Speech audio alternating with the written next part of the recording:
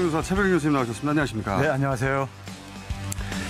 모실 때가 됐다 싶었습니다. 예, 무역 지난주에 뉴스가 많이 나왔습니다.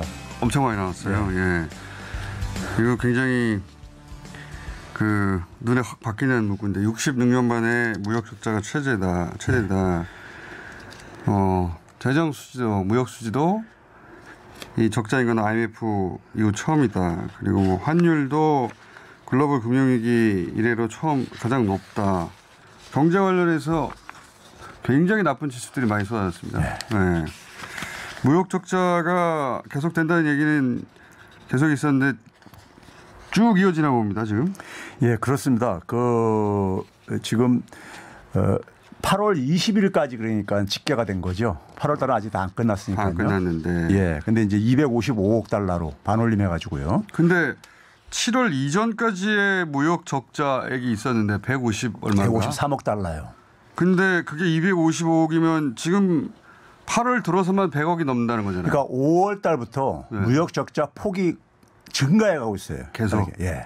5월 달보다 6월 달, 6월 달보다 7월 달, 8월 달 이렇게 증가해 가고 있다는 8월은 더 커진 거네요. 그렇죠. 8월 달 지금 이 추세로 가게 되면 이제 새로운 기록이 나오는 건데요. 8월 이 추세면 1월부터 7월까지의 무역 적자하고 거의 비슷한 적자가 8월 한 달에 나오는 거네요. 네. 이게 외환위기 직전이 이제 96년이었었잖아요. 그 당시도 이제 무역 적자가 이제 93년도부터 이렇게 증가해 갔었습니다. 93년 이후부터요. 증가해 갔었는데 96년에 한 해 무역 적자가 206억 달러였었어요. 한 해. 예, 한 해 동안에요. 그러니까 8월까지만 하더라도 한 142억 달러였었어요. 1996년도에는요. 그러니까 그 금액을 지금 그러니까 한 100억 달러 이상 더 이제 지금 더 아직 많아진 예, 거죠. 절반 예. 한 해 절반 조금 넘게밖에 집계가 안 됐는데 예. 그러니까 역대 최대 규모가 될 것은 굉장히 자명하네요. 예.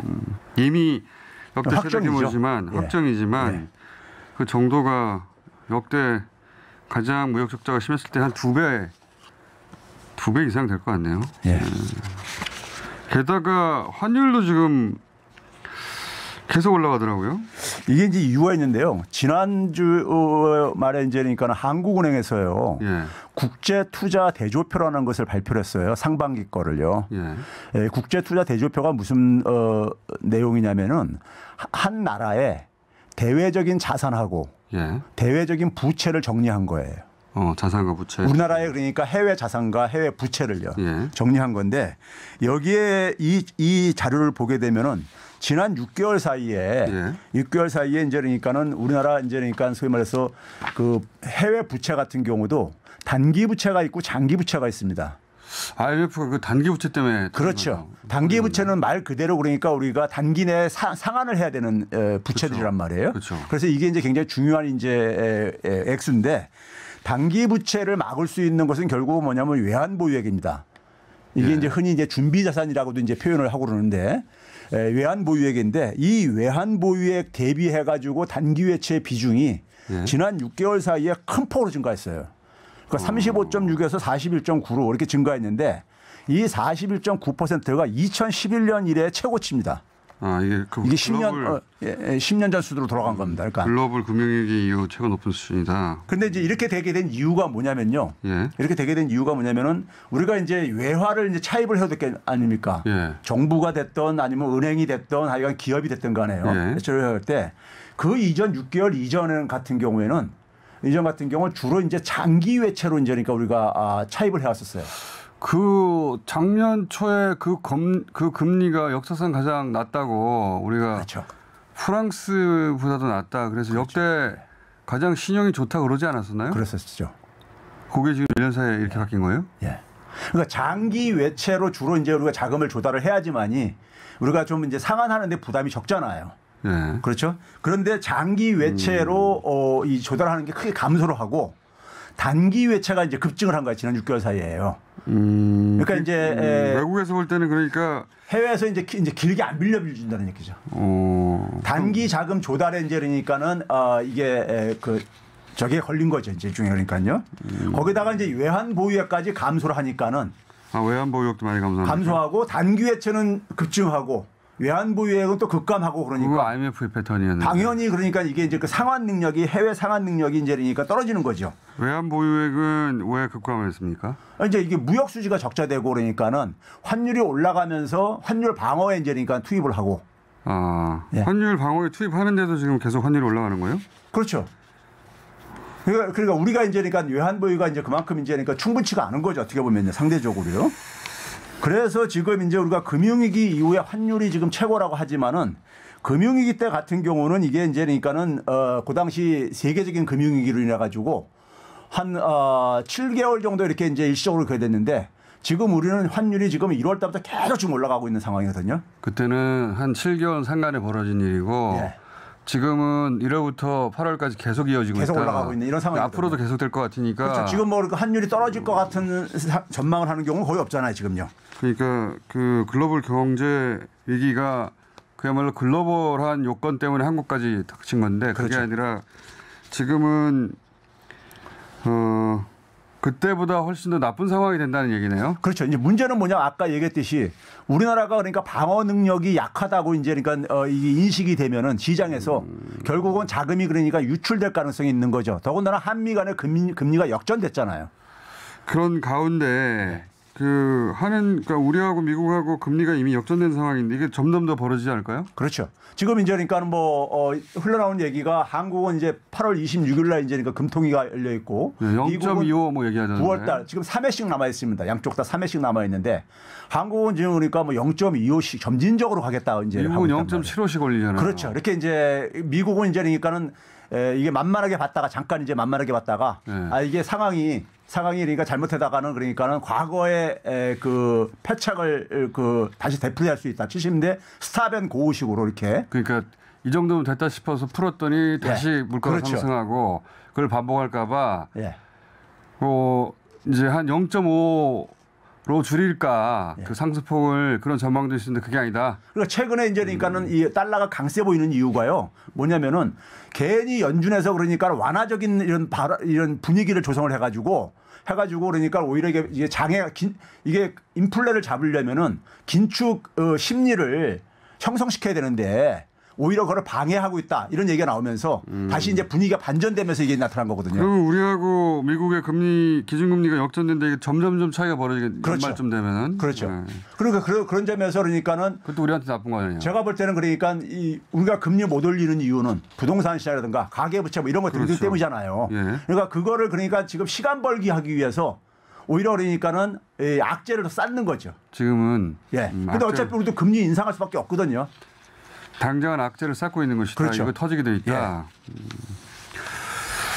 자, 불안한 지수들이 계속 늘어나고 있는데 그런 가운데 미국에서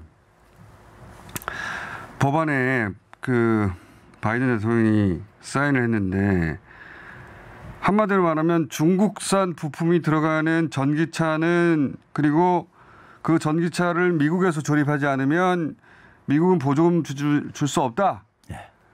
그러니까 중국 부품도 쓰지 말고 그리고 그 배터리나 전기차를 미국에서 조립해라. 다른 데 공장은 우리 인정 안 한다. 이거 아니에요. 그렇죠. 이거 뭐 우리 어떻게 해요, 이거? 이게 있잖아요. 기청소 아주 제대로 가진 건데. 아니 예고된 것이었었어요. 근데 이거는 바이든 대통령 왔을 때 교수님이 딱 지적을 하셨죠. 예. 그 안보 아래로 미국의 안보 아래로 우리 경제를 밀어넣었다. 딱 전망하셨고 이게 딱 그거 아닙니까? 그렇죠. 그러니까 이게 인플레이션 감축법에서 이게 얘기 나온 게 결국은 이제 미국이 원하는 건 그거잖아요. 미국에 도전하는 국가들을 배제하고 새로운 공급망을 구축하겠다는 이거 아닙니까? 그럼 중국 빼고 우리 밑으로 쭉 줄 서는데 그 공장들은 다 미국에 지어 이거 아니에요? 예. 그러니까 미국하고 중국하고 충돌할 때 중국으로부터 보복이 있을 수가 있잖아요. 미국에 대해서요. 그 보복 피해를 최소화하기 위해서 미국 입장에서는 최소한데 그렇죠. 미국의 입장에서 최소화하기 위해서 우리는 어떻게 해? 우리는 미국 경제를 자립화시키겠다 이거예요. 그건 알겠어요. 우리는 어떻게 하냐고. 그러니까 이제 여기에 이제 그러니까 우리가 이 미국의 전략이 이게 명확했었는데도 불구하고 우리는 그냥 그러니까 일종의 뭐냐면 뱀이 퍼주기식으로 한 거죠. 우리 정부에서는 그때 한미 관계를 보완한다느니 뭐 포괄적 전략 동맹이니 여러 가지 수사를 내놨는데 교수님이 그때 굉장한 통찰력이라고 말씀드렸다시피 이거는 미국의 안보 구상에 그렇죠. 경제도 안보 아닙니까 이제 예. 안보 구상에 우리 경제를 밑으로 집어넣었기 때문에 그 대가를 치르게 될 것이다. 이게 예. 그 대가 예. 아니에요. 그렇죠. 예. 지금 이게 현실화되고 있는 거죠. 이게 굉장히 심각한 거죠. 그렇죠. 지금 이렇게 따지면은 우리 제조업 기반을 다 미국으로 넘겨야 되는 거 아닙니까? 예. 그것도 우리가 생각하는 핵심 산업 미래 분야 제조 기반을 반도체나 배터리나 미국 공장 지으라는 거 아니에요. 제가 그래서 이 반도체 칩 동맹 할 때 삼성과 SK 하이닉스가 잠 못 이룰 거다 했고 이번에는 그러니까 뭐냐면 현대자동차라든가 그다음에 이제 배터리가는 이제 그 엔솔이라고 LG 저거 있잖아요. 네, 배터리. 엔솔이라고 이제 배터리 이런 한 업체들이 자동차 업체라든가 배터리 업체들이 그 이제 충격을 이제 받는 거죠. 그러니까 미국의 소위 말해서 그 안보 전략에 우리가 그러니까 결국은 거기에 도구로 사용되고 있는 거죠. 도구죠. 예. 네. 미국은 도구로 좋죠. 사용되고 있는 거예요. 예. 미국은 좋은데 그렇죠. 우리 물적 기반이라 네. 우리 산업은 송두리째 미국으로 넘겨주는 건데 기반을 대기업 그 기업 자체로 보자면 미국 가서 생존할 수 있죠. 하지만 우리는 이제 제조업 기반 자체를 미국에 넘겨주는 거잖아요. 그러니까 미국에서 자동차 팔아 먹으려면은 미국에 와서 생산하라 이거예요. 미국에서 팔아야 그러니까 우리 일자리 줄어드는 거죠. 일자리도 줄어들고. 예. 그리고 이제 뭐냐면 기업들은 비용도 굉장히 증가하죠. 지금 이미 바이든 대통령이 여기 사인했는데 네. 지금 우리가 뭐 차관 보내려 하는데 우리나라 차관이 바이든 대통령 사인한 걸 어떻게 바꿉니까? 그러니까요. 이거는 의회에서 통과된 법이고 대통령이 서명한 거를 지금 와가지고 뭐 차관을 보낸다느니 뭐 이건 처음부터 그러니까 제가 그랬잖아요. 문재인 정부 때는 포괄적 파트너십으로 해가지고 경제는 주고받기식으로 기브앤테이크식으로 했는데 이거를 그러니까 지금 포괄적 동맹 전략으로 바꾸면서 안보에다가 우리나라 경제를 그러니까 완전 볼모로 그냥 완전히. 이거 이제 예상하셨던 건데 이게 실제로 눈앞에 이렇게 빨리 이제 전개되기 시작하니까 이게 뒤통수 세게 맞은 건데 그 뒤통수도 아닌 것이 교수님이 예상하셨던 거기 교수님도 그렇죠. 예상한 거를 우리 정부의 윤석열 정부의 당국자들이 예상을 못했다면 뭐 자기가 없는 거죠. 결과가 이렇게 나와버렸네. 예. 이게 그러니까 결국 국민 피해 보고 기업 피해 보고 이렇게 잘못된. 기업은 기업 자체 혼자 기업만 생각한다면 국가를 생각하지 않고 자기들은 살 수 있죠. 대기업들은 미국 가서 장사하면서. 근데 다 미국 그 현지 노동자들 고용해야 되고 공장도 거기에 있고 거기 한번 들어간 이런 큰 공장들을 어떻게 뺍니까 이제. 우리 제조업 기반도 흔들리는 것이고. 기업의 경쟁력도 약화되죠. 결국은요. 네. 굉장히 걱정되는 뉴스들이 많았습니다. 오늘 여기까지 하겠습니다. 최백은 교수님이었습니다. 감사합니다. 예, 감사합니다.